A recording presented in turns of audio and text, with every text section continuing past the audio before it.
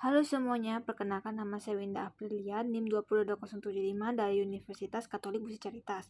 Hari ini saya akan bahas tentang resiko kerusakan properti dan kewajiban atau liabilities. Yang pertama adalah resiko properti. Resiko yang memungkinkan terjadi atas properti seperti harta benda mencakup banyak hal, seperti kebakaran, banjir, rusak, dan lainnya.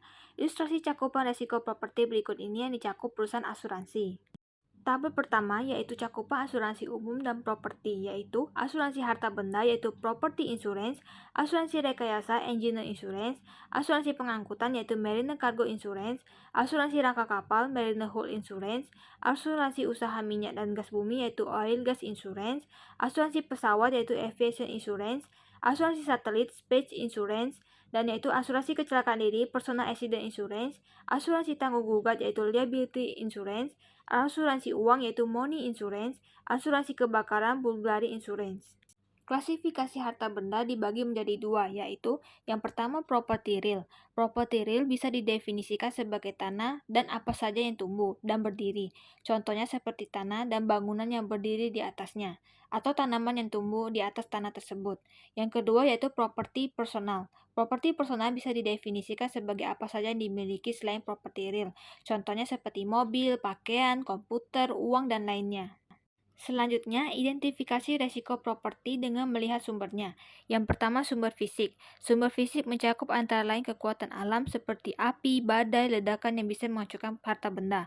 Lalu yang kedua, sumber sosial. Sumber sosial mencakup kejadian yang muncul karena dorongan sosial, seperti contoh kerusuhan yang terjadi yang berakibat pada kerusakan properti. Yang ketiga, sumber ekonomi. Sumber ekonomi mencakup kekuatan ekonomi yang mengakibatkan kerusakan, seperti contoh perubahan model yang menyebabkan barang stok lama menjadi kehilangan nilainya. Selanjutnya, kerugian yang dialami harta benda. Yang pertama, kerugian langsung. Terjadi jika kejadian buruk mempunyai dampak langsung terhadap properti, seperti contoh suatu kebakaran menghancurkan bangunan. Kegiatan akibat bangunan yang hancur akibat kebakaran tersebut merupakan kerugian langsung. Yang kedua, kerugian tidak langsung. Terjadi jika kejadian buruk tersebut berdampak secara tidak langsung terhadap kerugian tersebut. Contohnya, bangunan yang hancur, maka kegiatan bisnis dan perkantoran menjadi terganggu. Perusahaan terpaksa mengeluarkan biaya ekstra untuk membangun fasilitas perkantoran darurat.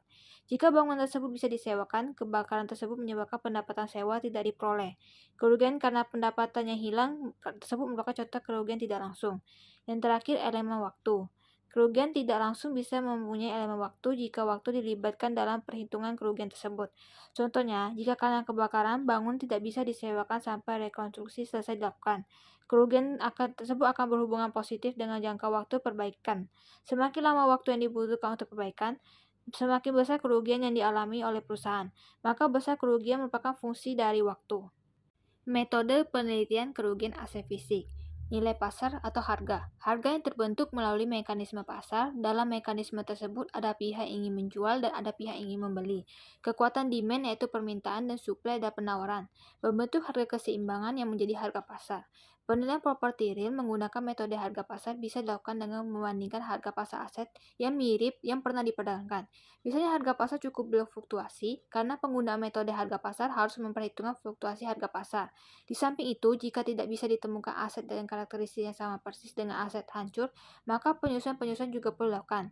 Perhitungan harga pasar secara tidak langsung dengan menggunakan opportunity cost. Contohnya, bisa kita membeli obligasi atas unjuk dengan nilai nominal 1 juta, kupon bunga 20%, jangka waktu 5 tahun, obligasi tersebut hilang. Tingkat keuntungan yang relevan 15%, berapa opportunity cost-nya? Penilaian properti real dengan menggunakan metode harga pasar lebih sulit dibandingkan untuk properti personal, karena lebih liquid, sering diperdagangkan. Harga-harga biasanya lebih mudah diperoleh. Replacement cost. Teknik ini baru dilakukan dengan melihat biaya yang diperlukan untuk mengganti barang yang rusak dengan barang baru yang sama. Contohnya, kita mempunyai bangunan yang terbakar habis. Dengan menggunakan teknik replacement cost, kita akan menghitung berapa biaya yang diperlukan untuk bangun kembali bangunan tersebut agar sama seperti sebelum terbakar. Manajer risiko bisa menggunakan bantuan pihak luar untuk menasihkan replacement cost tersebut. Yang selanjutnya, replacement cost baru dikurangi depresiasi. Manajer akan menghitung replacement cost, kemudian dikurangi dengan depresiasi atau angka yang mencerminkan turunnya nilai ekonomis. Argumen yang mendasari teknik tersebut adalah nilai suatu properti yang sebenarnya adalah nilai properti tersebut dikurangi dengan depresiasi atau penurunan nilai karena sudah digunakan atau karena berjalannya waktu. Contohnya, bangunan yang lama akan cenderung mempunyai nilai yang lebih rendah, seperti mobil yang sering digunakan akan cenderung mempunyai nilai yang lebih rendah. Di samping faktor fisik, penurunan nilai ekonomis bisa disebabkan oleh faktor fashion dan desain. Contohnya, pakaian model lama akan mempunyai nilai ekonomis yang lebih rendah dibandingkan dengan pakaian yang masih fashionable. Meskipun kedua pakaian tersebut masih baru secara fisik, faktor fisik dan non-fisik akan menentukan nilai ekonomis suatu properti dan mempengaruhi perhitungan depresiasi atau penurunan nilai ekonomi properti. Resiko gugatan atau liability. Exposure kewajiban legal atau liability muncul jika pengadilan memutuskan kita sebagai pihak tertanggung yang harus membayar ganti rugi kepada pihak lainnya. Beberapa contoh kewajiban atau gugatan hukum adalah: yang pertama, pasien menuntut ganti rugi kepada dokter yang dianggap melakukan malpraktik. Yang kedua, pengemudi menuntut produsen mobil ganti rugi karena desain mobil yang tidak baik membuat mobil tersebut rentan terhadap kecelakaan. Kewajiban muncul jika kita bisa dibuktikan adanya pihak yang neglect atau ceroboh atau tidak hati-hati. Hukum kriminal dan perdata. Ada dua jenis hukum, yaitu yang pertama hukum kriminal, diarahkan kepada tindakan yang salah atau pelanggaran hukum terhadap masyarakat. Contohnya perbuatan yang melanggar hukum kriminal adalah pembunuhan, perampokan, dan pemerkosaan. Tuntutan hukuman kriminal dilakukan oleh lembaga pemerintah seperti jaksa, dan pihak yang bersalah akan dihukum penjara atau denda. Yang kedua, hukuman perdata, diarahkan kepada tindakan pelanggaran hak atas individu atau organisasi. Seperti contoh, jika saya merasa nama saya dicemarkan, saya bisa menuntut ganti rugi kepada pihak yang mencemarkan nama saya tersebut. Jika pasien merasa dirugikan oleh dokter karena memberikan diagnosa atau pengobatan salah, maka pasien bisa menuntut ganti rugi kepada dokter. Pihak yang bersalah dalam masalah perdata biasanya dihukum dengan membayar denda atau melakukan pekerjaan tertentu atau dilarang melakukan hal tertentu. Dalam beberapa situasi, seseorang bisa dituntut melalui hukuman kriminal atau perdata. Seperti contoh, jika seseorang membunuh, maka akan dituntut melalui tuntutan kriminal. Misalnya, keluarga menuntut ganti rugi atas kematian tersebut, maka orang tersebut juga akan dituntut melalui tuntutan perdata. Common law dan civil law. Di dunia ada dua sistem hukum utama, yaitu civil law dan common law.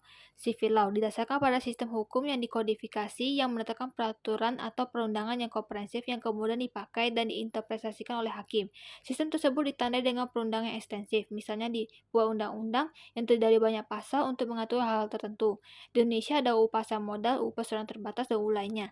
Sistem tersebut berasal dari hukum kerajaan Roma, meskipun civil law modern didasarkan pada kodifikasi hukum di Eropa pada abad 19, khususnya pada masa pemerintahan Napoleon di Prancis. Sistem civil law merupakan sistem hukum yang paling banyak dipakai dunia. Seseorang melakukan kesalahan hukum jika melanggar perundangan yang telah ditetapkan. Sistem peradilan lebih aktif mulai persidangan dan menentukan keputusan. Alternatif dari civil law adalah common law. Common law berkembang berdasarkan kebiasaan atau adat dan custom yang berkembang sebelum adanya hukum tertulis, yang kemudian masih dipertahankan meskipun hukum tertulis mulai dikembangkan. Common law menggunakan putusan hakim atau kasus-kasus hukum yang terjadi sebelumnya atau jurisprudensi sebagai dasar pengambilan keputusan kasus yang akan diputuskan. Dalam sistem tersebut, pihak-pihak yang berselisih akan mengajukan kasus, kemudian pengadilan akan mendengarkan argumen dari pihak yang menuduh dan pihak tertuduh untuk sampai pada keputusan hukuman tertentu. Perbedaan antara civil dan common law bukan hanya pada masalah kodifikasi hukum, di mana civil mempunyai kodifikasi sedangkan common law didasarkan pada kasus-kasus sebelumnya, tetapi juga pada pendekatan terhadap hukum. Pada civil law, perundangan dipandang sebagai sumber utama hukum. Pengadilan berdasarkan keputusan pada perundangan tersebut. Pada common law, kasus-kasus merupakan sumber utama hukum, sementara perundangan hanya sebagai pelengkap. Beberapa penulis melihat implikasi ekonomi yang berbeda antara kedua sistem hukum tersebut. Civil law lebih menekankan pada stabilitas sosial, sementara common law memfokuskan pada hak individu. Perbedaan tersebut diyakini oleh beberapa pihak membawa konsekuensi berbeda terhadap perkembangan ekonomi negara yang menganut sistem hukum yang berbeda tersebut. Contohnya, beberapa penulis berpendapat negara dengan sistem common law memberikan perlindungan pada investor lebih baik dibandingkan dengan negara-negara dengan sistem civil law. Civil law Prancis. Prancis, negara-negara Benelux, Italia, Spanyol, Portugal, dan bekas koloni dari negara-negara tersebut. Yang kedua, civil law Jerman. Jerman, Austria, Swiss, Yunani, Turki, Jepang, Korea Selatan, dan Taiwan. Civil law Skandinavia, Denmark, Swedia, Finlandia, Norwegia, dan Islandia. Civil law Belanda, Rusia, dan Cina dianggap sebagai gabungan civil law dan hukum sosialis. Common law, Inggris, Wales, Irlandia Utara, Republik Irlandia, Amerika Serikat kecuali Louisiana, Kanada kecuali Quebec, Australia, Selandia Baru, Afrika Selatan, India, Sri Lanka, Malaysia, Brunei, Pakistan, Singapura, Hong Kong, dan negara persemakmuran atau bekas koloni Inggris lainnya. Perbedaan antara civil law dan common law semakin sedikit. Negara dengan common law sudah banyak yang mulai kodifikasi hukum jadi civil law, sedangkan negara dengan civil law sudah mulai menggunakan jurisprudensi kasus atau putusan hakim sebelumnya sebagai sumber hukum. Dasar legal yang pertama, pelanggaran terhadap kewajiban hukum yang dibagi menjadi 3, yaitu pelanggaran hukum yang disengaja. Pelanggaran ini muncul jika ada tindakan yang disengaja atau tidak melakukan tindakan tertentu yang mengakibatkan kerugian pada properti. Contohnya, pelanggaran semacam ini adalah penipuan, penganiayaan, dan pelanggaran cipta. Yang kedua, kewajiban absolut. Jika potensi kerugian terhadap individu atau masyarakat sangat besar, maka seseorang bisa dianggap melanggar hukum meskipun aspek negligent tidak terbukti. Contohnya, pelanggaran semacam ini adalah memelihara binatang tak buas, memproduksi bahan peledak, kegiatan yang mengakibatkan ledakan dan melukai orang. Negligence diartikan sebagai kegagalan untuk menciptakan perhatian sesuai dengan standar hukum yang berlaku. Apa yang digariskan oleh hukum yang berlaku dianggap sebagai dasar perilaku seseorang yang akan mencegah perbuatan jahat. Contohnya, rem mobil saya tidak berfungsi sehingga mencelakai seseorang. Saya bisa dinyatakan salah karena standar yang biasanya berlaku adalah pemilik mobil sudah harus merawat mobil tersebut termasuk rem mobil. Kegagalan merawat rem mobil disebut contoh negligence. Yang kedua adalah elemen tindakan yang dibagi menjadi 4 elemen. Yang pertama, adanya kewajiban hukum untuk melaksanakan perhatian atau care yang memadai. Elemen pertama adalah kewajiban legal atau legal duty untuk menjaga orang lain dari hal-hal buruk atau harm. Contohnya, jika seseorang mengendarai mobil, maka dia punya kewajiban untuk berhenti pada saat lampu merah. Yang kedua, gagal untuk melaksanakan kewajiban tersebut. Elemen ini terpenuhi jika seseorang tidak mematuhi standar tertentu yang diisyaratkan oleh hukum untuk melindungi lainnya dari kejadian buruk. Tindakan tersebut akan dibandingkan dengan tindakan yang dilakukan oleh orang yang berhati-hati dan mematuhi peraturan yang ada. Contohnya, jika ada lampu merah tetapi saya tetap jalan, orang yang berhati-hati tidak akan melakukan hal itu. Contoh positif efeknya adalah seseorang melakukan tindakan tertentu yang mengancam keamanan dan keselamatan orang lain. Sedangkan contoh negatif efeknya adalah seseorang tidak melakukan tindakan tertentu tapi bisa membahayakan orang lain, seperti jika saya tidak memperbaiki rem mobil sehingga mobil tersebut akan menabrak orang lain. Yang ketiga, kerusakan atau cedera pada penggugat. Korban harus bisa menunjukkan cedera baik fisik maupun non-fisik sebagai akibat perbuatan orang yang digugat. Contohnya, seseorang melanggar lampu merah dan menabrak mobil kita sehingga mobil kita rusak atau bahkan melukai kita. Jumlah rupiah kerugian yang ditetapkan oleh pengadilan bergantung pada beberapa faktor. Ada 3 jenis ganti rugi yang bisa diberikan. Yang pertama, ganti rugi khusus. Dibayarkan untuk kerugian yang ditentukan dan didokumentasikan seperti biaya pengobatan atau rumah sakit, kerusakan pada harta benda kita. Yang kedua, ganti rugi umum. Dibayarkan untuk kerugian yang tidak bisa secara khusus diukur atau dihitung seperti biaya karena penderitaan, sakit, kehilangan pasangan, kehilangan pendapatan karena cacat permanen. Yang ketiga, ganti rugi hukuman. Dibayarkan untuk menghukum orang dan organisasi sehingga orang atau organisasi lain tidak akan berani melakukan hal yang sama. Yang keempat, adanya hubungan sebab akibat antara perbuatan sembrono tersebut karena kerusakan. Bisa ditunjukkan menyebabkan kejadian buruk. Contohnya, seorang pengendara mobil melanggar lampu merah dan menyebabkan kecelakaan, sehingga ia harus bertanggung jawab, tetapi misalnya sehari sebelumnya dia membawa mobil tersebut karena kerusakan pada remnya. Demikian bengkel bisa dituntut untuk bertanggung jawab atas kecelakaan. Yang ketiga, pertahanan terhadap tuntutan kelalaian yang dibagi menjadi 4, yaitu yang pertama, contributory negligence yang dibawa common law yang strict atau ketat. Seseorang yang berkontribusi terhadap kecelakaan yang dialaminya sendiri tidak bisa menuntut pihak lainnya. Contohnya, seseorang pengendara mobil melanggar lampu merah dan menabrak pejalan kaki. Kemudian diketahui bahwa pejalan kaki tersebut berusaha menyeberang meskipun lampu hijau penyeberang belum menyala. Yang kedua, comparative negligence. Aturan dari A terlalu ketat karena disusun aturan comparative negligence. Menurut aturan, seseorang yang berkontribusi terhadap kecelakaan masih dapat menggugat pihak yang mencelakainya sesuai dengan kontribusinya terhadap kecelakaan tersebut. Contohnya, kecelakaan mengakibatkan kerugian sebesar 10 juta, kemudian pihak penggugat berkontribusi sebesar 10% dari kecelakaan tersebut, maka ia bisa memperoleh ganti rugi sebesar 10 juta dikali 0,1, yaitu 1 juta. Yang ketiga, Lastly Change Rule. Doktrin ini merupakan perbaikan dari doktrin contributory negligence. Menurut doktrin ini, jika tergugat mempunyai kesempatan terakhir untuk menghindari perbuatan tertentu, tetapi gagal melakukannya, maka ia tetap harus bertanggung jawab terhadap perbuatannya. Contohnya, pengendara mobil melanggar lampu merah sehingga menabrak penyeberang yang juga melanggar lampu merah penyeberangan. Yang keempat, assumption of risk. Doktrin ini bisa dipakai untuk mengalahkan klaim atas seseorang. Menurut doktrin ini, seseorang yang tahu dan memahami resiko atau bahaya inherent dari aktivitas tertentu tidak bisa meminta ganti rugi jika terjadi kecelakaan. Contohnya, seseorang yang diajak naik mobil oleh orang yang mabuk, kemudian dia bersedia naik mobil tersebut, ternyata mobil tersebut menabrak pohon sehingga ia cedera. Dalam situasi ini, orang tersebut tidak bisa menutup mabuk karena ia sudah tahu resiko berkendara dengan orang mabuk. Yang keempat, imputed negligence dan res ipsa loquitur. Impotent negligence pada kondisi tertentu kelalaian yang bisa dialihkan ke pihak lain. Contohnya, saya memperoleh kontrak pembangunan gedung, kemudian saya kontrakkan pekerjaan pemasangan listrik ke perusahaan lain. Misalnya kemudian terjadi kebakaran karena masalah listrik, maka perusahaan kontraktor listrik tersebut bisa menjadi pihak yang bertanggung jawab terhadap kebakaran tersebut. Lalu yang kedua adalah res ipsa loquitur, yang istilah berarti the thing speak of itself. Menurut dokter ini, kenyataan bahwa kejadian tersebut muncul cukup untuk menunjukkan adanya kelalaian. Contohnya, jika dokter mengoperasi pasien yang salah, akuntan memberikan opini yang tidak benar dan mengenai kondisi keuangan perusahaan, menunjukkan adanya kelalaian di pihak tergugat. Keputusan pengadilan, pengadilan pada akhirnya akan menentukan siapa yang menang, apakah penggugat atau tergugat. Dalam proses persidangan, penggugat maupun tergugat akan menggunakan argumen-argumen yang dibicarakan di atas untuk memperkuat pendapatnya. Eksposur terhadap gugatan hukum. Yang pertama, kontrak karyawan dan atasan.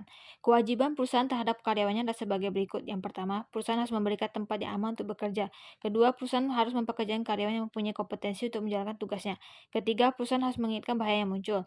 Keempat, perusahaan harus menyediakan alat keamanan yang memadai. Kelima, perusahaan harus menyiapkan dan menegakkan aturan yang berkaitan dengan prosedur kerja yang aman. Jika perusahaan melanggar kewajiban tersebut, perusahaan bisa dianggap bertanggung jawab. Contohnya, jika ada karyawan baru yang bekerja di perusahaan pembuat kembang api, perusahaan tersebut tidak memberitakan bahaya ledakan yang memadai, kemudian terjadi ledakan, maka perusahaan dianggap bertanggung jawab terhadap peristiwa tersebut. Kedua, pemilik properti dengan pihak luar atau owner tenant. Yang pertama, individu yang diundang ke lokasi properti dengan tujuan mereka adalah tujuan pemilik. Contohnya toko retail, invite adalah pembeli dan atau calon pembeli yang masuk ke toko tersebut. Yang kedua, lisensi. Individu yang datang ke lokasi untuk tujuan tertentu, yaitu legitimate atau izin dari pemilik properti. Contohnya, pihak tersebut adalah polisi, karyawan perusahaan yang bekerjasama dengan pemilik properti, contohnya pengantar barang dagangan. Pemilik properti mempunyai kewajiban untuk memberi peringatan bahaya dan menahan diri dari tindakan yang secara sengaja bisa mencelakai pihak tersebut. Yang ketiga, trespasser. Individu yang bukan invite dan bukan lisensi yang memasuki lokasi properti, contohnya ekstrem dari pihak tersebut adalah pencuri. Pemilik properti tidak mempunyai kewajiban apapun terhadap dia. Yang ketiga, produk. Produsen, pedagang besar maupun retail bisa dianggap sebagai pihak yang bertanggung jawab atas kerugian yang berkaitan dengan produk yang mereka jual.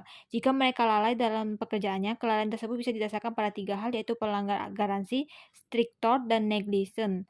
Yang keempat, profesional. Seperti dokter, akuntan, pengacara bisa menjadi pihak yang bertanggung jawab jika kecelakaan atau kerugian yang melibatkan mereka terjadi.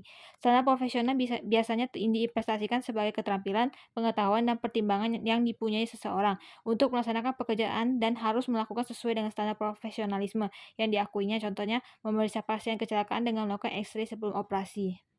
5 lainnya. Wilayah gugatan seperti yang tadi disebutkan, banyak wilayah gugatan lainnya. Contohnya, hubungan pekerjaan antara majikan dengan pembantu bisa mengakibatkan gugatan jika majikan lalai dan tugas-tugasnya. Kepemilikan mobil bisa mengakibatkan gugatan tertentu. Contohnya, jika seorang memiliki mobil, kemudian mobil tersebut dikendarai oleh anak yang masih berumur dan kemudian menabrak mobil lain. Siapa yang harus bertanggung jawab? Pemilik mobil bisa menjadi pihak yang dianggap bertanggung jawab. Dalam situasi lain, karena pengendara mobil dianggap sebagai pihak yang mempunyai kemampuan, gugatan kecelakaan mobil bisa menghasilkan putusan yang berbeda-beda. Seperti berikut nih, seorang pengusaha digugat karena mengemudi bus ternyata mempunyai penyakit jantung dan mengalami serangan jantung pada saat mengemudi, mengakibatkan kecelakaan. Pengusaha tersebut bisa terbebas dari tuntutan karena pengadilan menganggap bahwa bus bukan instrumen yang berbahaya dan pengemudi dianggap mempunyai kompetensi untuk menjalankan bus tersebut. Ilustrasi kasus gugatan Liebig terhadap McDonald. Pada bulan Februari tahun 1992, Liebig, wanita berusia 70 tahun dari Albuquerque, New Mexico, membeli kopi yang masih panas dari drive-thru restoran McDonald, yang kemudian tumpah di pahanya dan mencederainya. Ia menuntut ganti rugi ke McDonald. Pada tahun 1994, juri menetapkan ganti rugi sebesar 2,9 juta dolar Amerika Serikat. Jumlah tersebut diturunkan menjadi 640 ribu dolar Amerika Serikat oleh hakim. Keduanya mengajukan banding dan akhirnya keduanya menyelesaikan masalah di luar pengadilan dengan jumlah yang tidak disebutkan. Kecelakaan. Orang yang mengendarai mobil adalah cucu Liebig, yaitu Chris, yang sempat memakai mobil agar Liebig bisa menaruh krim kopi dan gula ke kopinya. Liebig menaruh gelas kertas kopi di antara kedua pahanya dan berusaha membuka lubang pada penutup cangkir kopi. Dalam proses tersebut, dia menumpahkan isi kopi tersebut pada lututnya. Liebig mengenakan celana katun yang menyerap kopi lap dan melindungi kulitnya sewaktu dia duduk di atas tumpahan kopi panas tersebut selama 90 detik. Cedera yang dialami. Liebig dibawa ke rumah sakit di mana dia dinyatakan menderita luka bakar tingkat 3 pada 16% dari kulitnya. Ada yang mengatakan 6%. Dia berada di rumah sakit selama 8 hari di mana dia menjalani bedah plastik kulitnya. Dia menjalani perawatan selama 2 tahun berikutnya. Tuntutan dan upaya penyelesaian. Liebig menuntut McDonald sebesar 10.000 dolar untuk membayar biaya pengobatan, tetapi perusahaan hanya bisa bersedia membayar 8.000 dolar. Ketika McDonald menolak untuk menaikkan ganti rugi tersebut, Liebig menganggap McDonald dengan menuduh McDonald lalai karena menjual kopi yang terlalu berbahaya dan cacat produksinya. Selama persidangan, temukan bahwa McDonald mensyaratkan franchise-nya untuk memberikan kopi dengan panas mencapai 180-190 derajat Fahrenheit. Pada suhu tersebut, kopi bisa menyebabkan luka bakar tingkat 3 dalam 2-7 detik. Pengacara Liebig berargumen bahwa kopi seharusnya tidak diberikan pada panas yang lebih dari 140 derajat Fahrenheit. Kopi yang disajikan di restoran lainnya mempunyai temperatur yang lebih rendah dibandingkan dengan kopi yang disajikan McDonald. Bahkan manajer pengendalian kualitas McDonald bersaksi bahwa makanan yang lebih panas dari 140 derajat bisa mengakibatkan luka bakar. Kopi McDonald bisa membakar mulut dan leher. Kesaksian dari beberapa orang mengatakan bahwa McDonald tidak masuk menentukan temperatur kopinya. Tapi Asosiasi Kopi Nasional Amerika Serikat merekomendasi agar kopi dimasak pada 195-205 derajat Fahrenheit dan dipertahankan temperaturnya sekitar 180-185 derajat Fahrenheit untuk mendapatkan rasa yang optimal dan diminum segera. Starbucks sebagai contoh menyajikan kopi pada temperatur seperti itu. Starbucks juga digugat beberapa kali karena tumpahan kopinya, tetapi kebanyakan pengadilan mengabaikan tuntutan terhadap Starbucks tersebut. Penyelesaian, dengan menggunakan prinsip comparative liability, juri menemukan bahwa McDonald bertanggung jawab sebesar 80% terhadap kejadian tersebut, sementara Liebig berkontribusi sebesar 20%.